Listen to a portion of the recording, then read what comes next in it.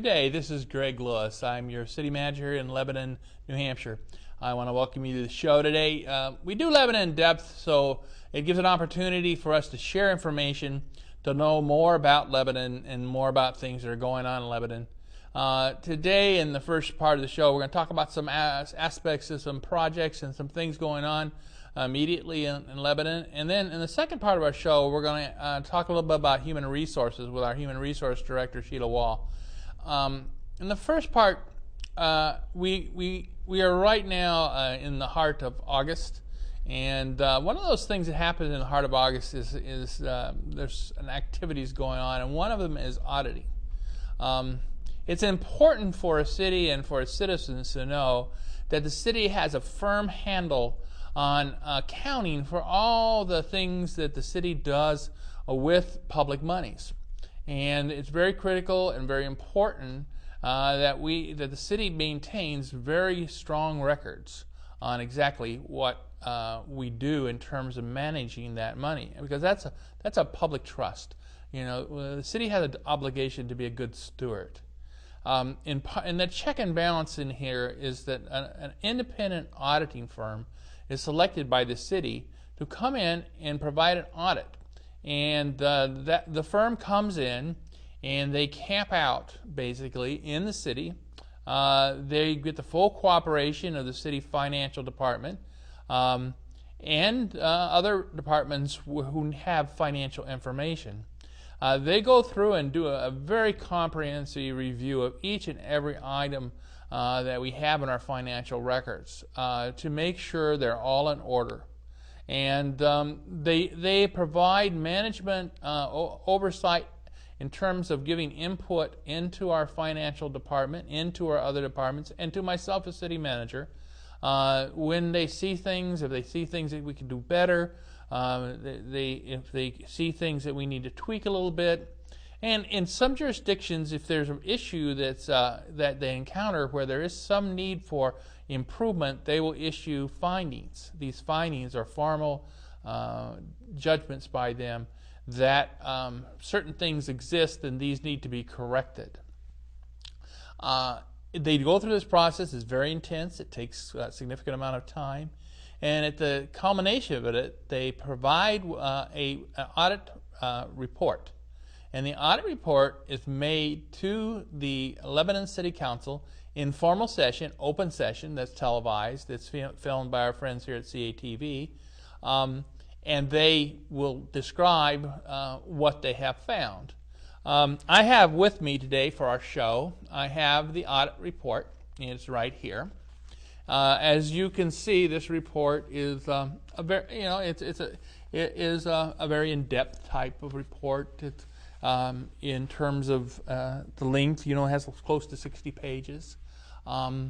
The aspects of this report are that it's an annual financial report. It's the independent auditor. This is Plozak and Sanderson. I might have messed that first name up, but this firm they're CPAs. They're professional accountants and auditors. They do provide audits for other jurisdictions as well.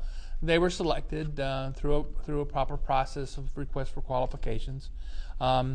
They put together this report, and I'm just going to highlight a few aspects of it for you, because I think of citizens, I think you have to appreciate that there is persons very carefully making sure your property tax dollars, your public dollars, are accounted for and maintained in a fiduciary way.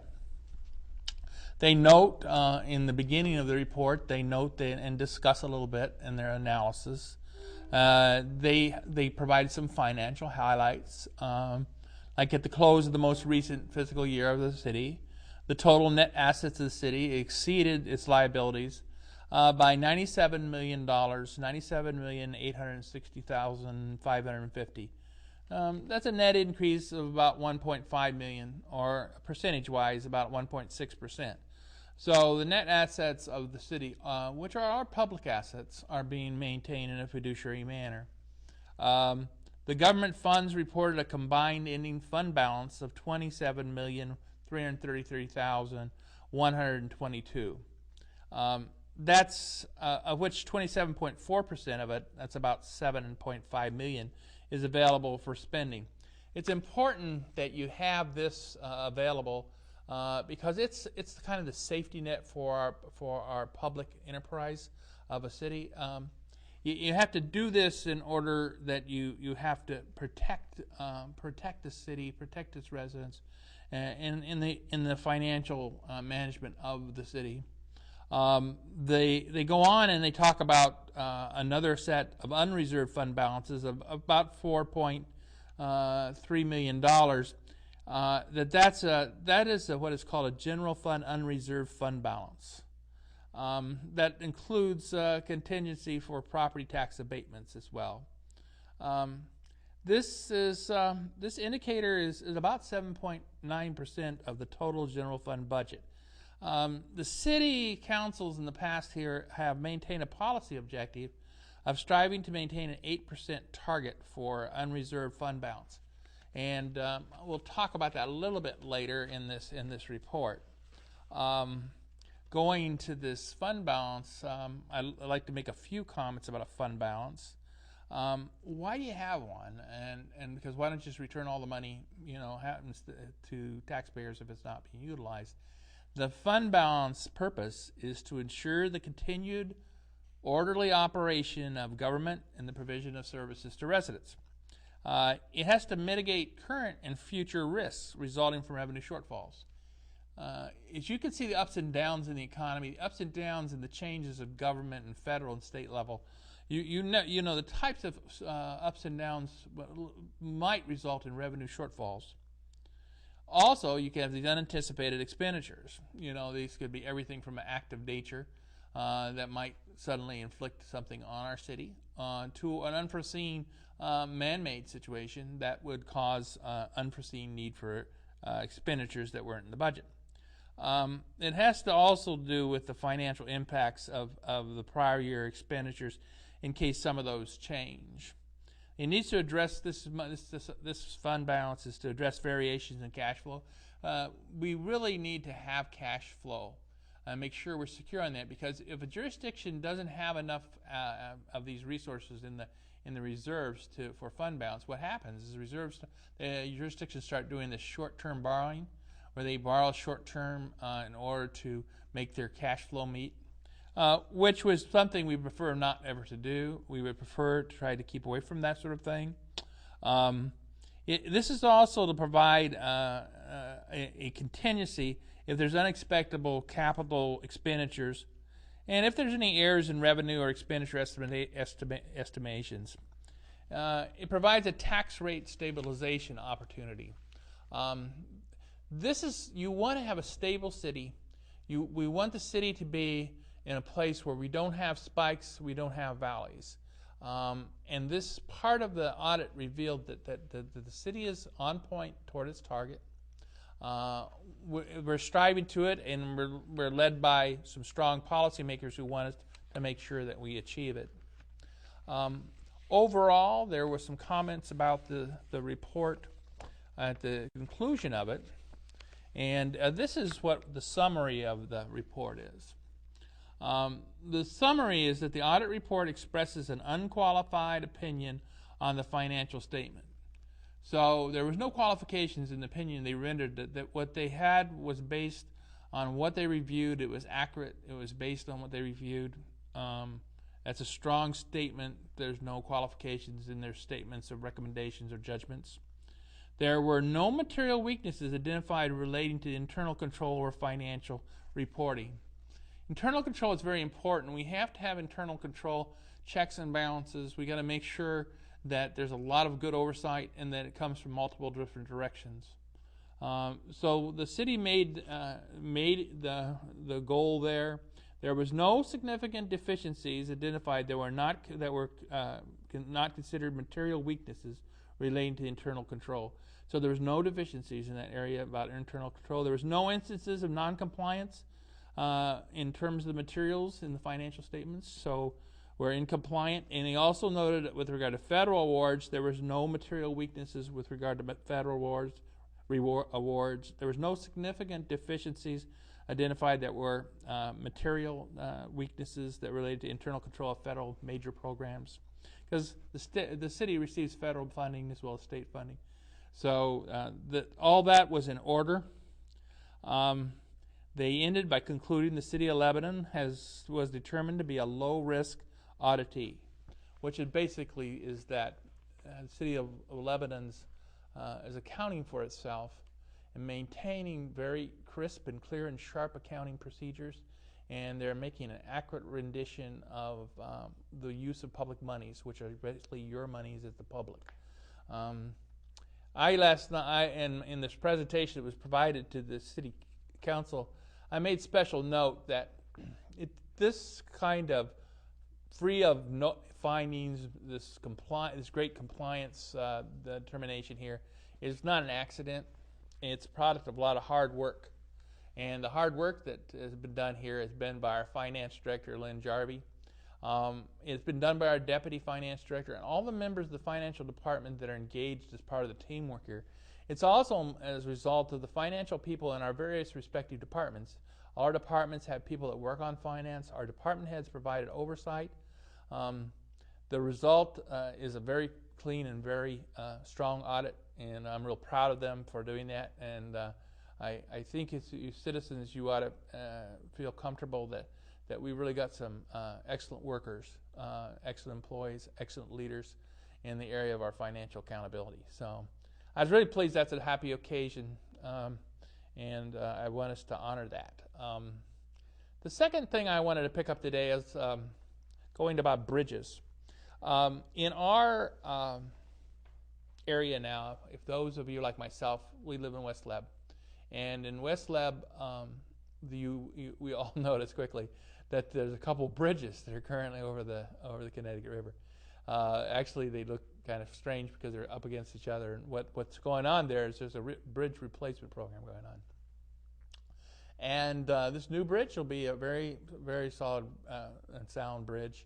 The Department of Transportation of New Hampshire came and presented to the people at the City Council and the other night, and they're going to come to West Leb, and we're going to try and organize a meeting where West Leb people, through some of the West Leb organizations and business people, residents in this area, residents around here who utilize that bridge, can make some comments, because they're looking at comments in a couple areas.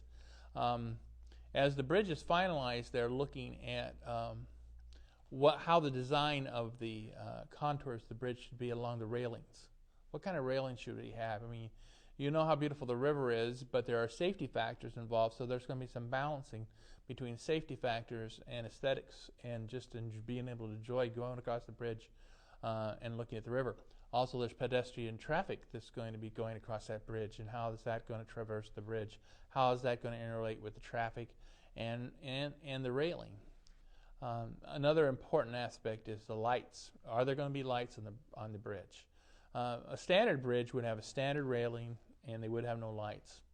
I guess the direction we have right now is that we want them to put in conduit, which is basically do a setup so there might be lights, and then make a determination at a subsequent time as to whether there will be lights. But they're going to be looking for input on having lights, and if so, what type of lights should they have? You know, and I think the important on the lighting aspect, it would be at city cost. So it would be something we'd have to have a program out of capital reserves, or we might even, have other means of a CIP program to do that. So beware of that and keep an eye on that. And if you want to see any input to me as city manager on lights on that bridge or on the type of railing on that bridge, please do. Please do. It's an important historical development. There's going to be a couple really nice things about it. There's going to be an historical marker they're going to put on the bridge. It's going to be very nice and recognize the historical nature of the bridge. There's also going to be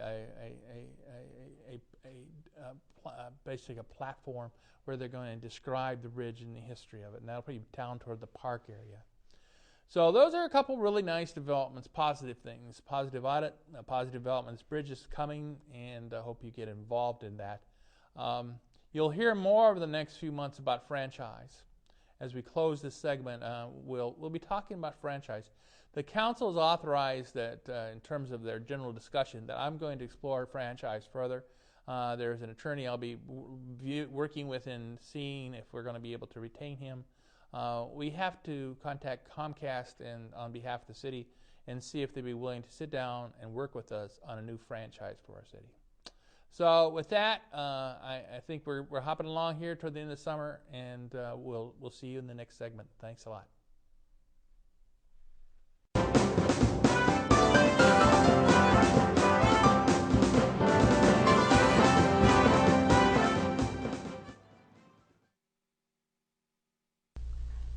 Welcome to our second segment in our show today, and I'm really pleased that Sheila Wahl, our Human Resource Director, has been able to join me. It's a great fun. Sheila and I work together every day on a variety of different issues, and it's great fun working with Sheila. I thought we always start, Sheila, with department heads describing a little bit about themselves and how they chose the profession that they're in, because we're trying to encourage everyone that might be interested in getting into local government and also human resource directors positions to how they might do it. So would you just describe a little bit about your background? Sure. When I was an undergrad student at URI, I had completed a course in personnel administration, and I knew at that point in time that I loved the field. But it is basically a very difficult field to get into if you don't have the experience. And I was just very lucky and blessed to have been able to find a job in a company where I had some family members working at MetLife. So I entered almost immediately out of my undergraduate studies into compensation work as a human resources professional. And since that time, and I dare say it was 1987, I have been in the HR field since then.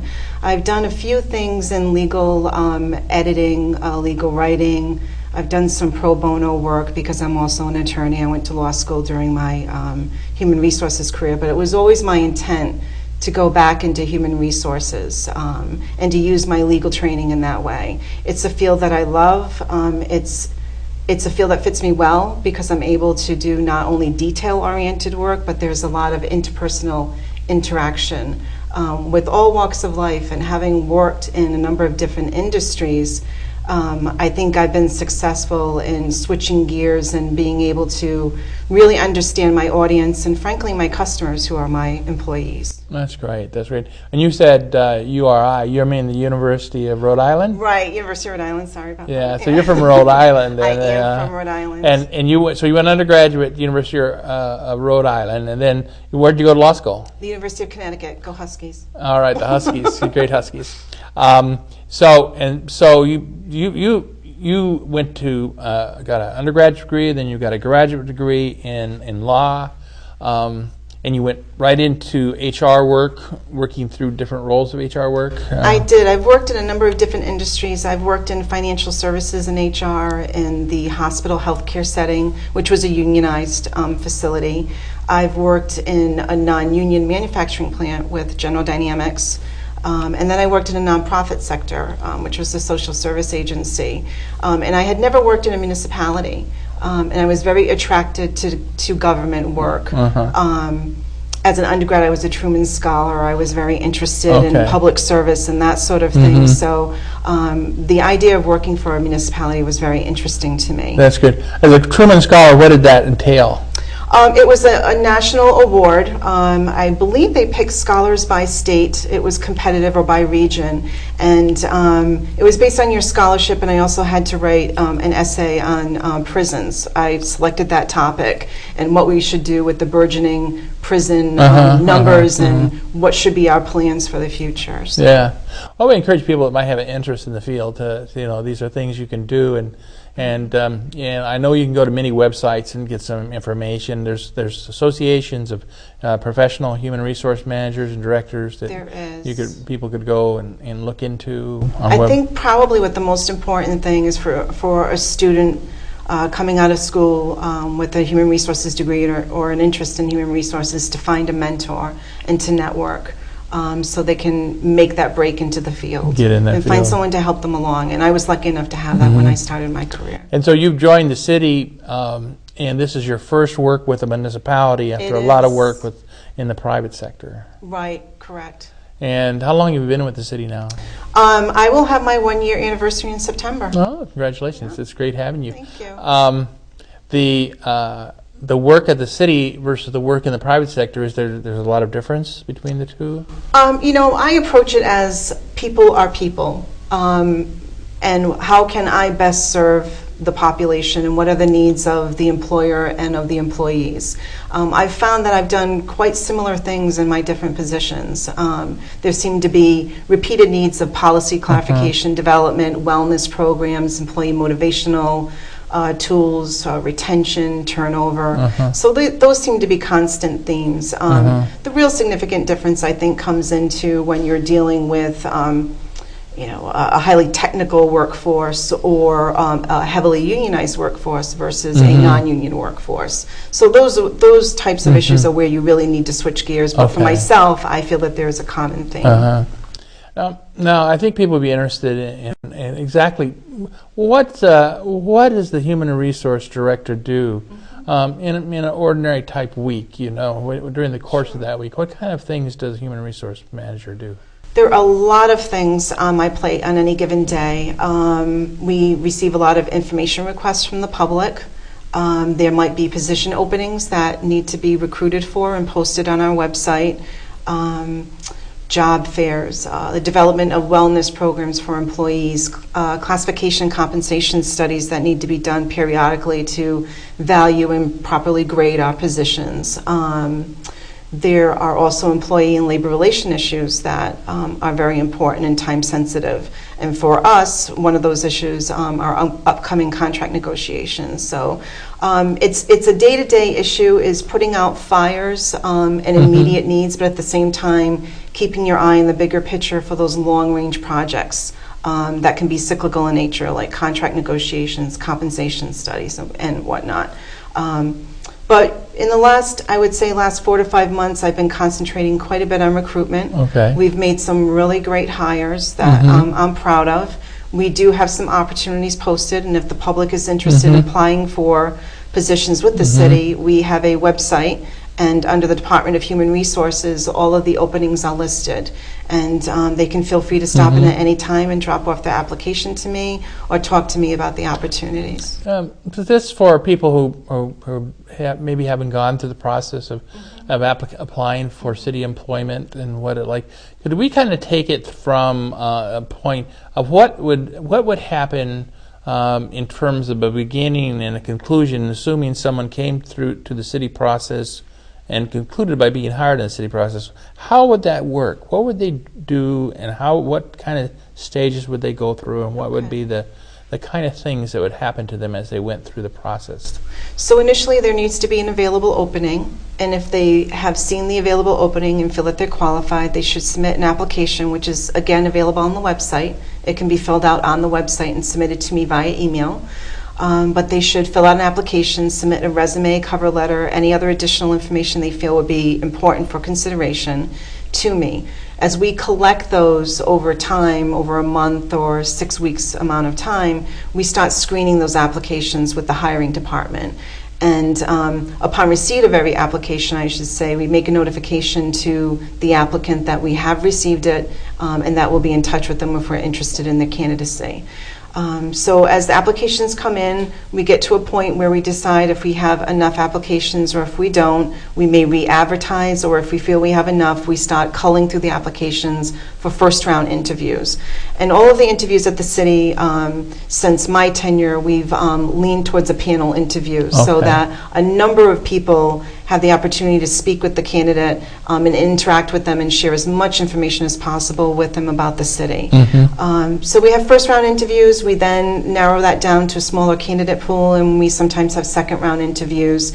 And then what will happen is, unfortunately, if some of those candidates were not selected for the position, we'll send them a decline letter so that they know their status. We don't leave them hanging. And for the person who is lucky enough to have been selected, we enter into negotiations for start dates and hiring and that type of thing. Would there be any advice you would provide a candidate when they come for their interview? For the interview, I would strongly suggest that people prepare as much as possible.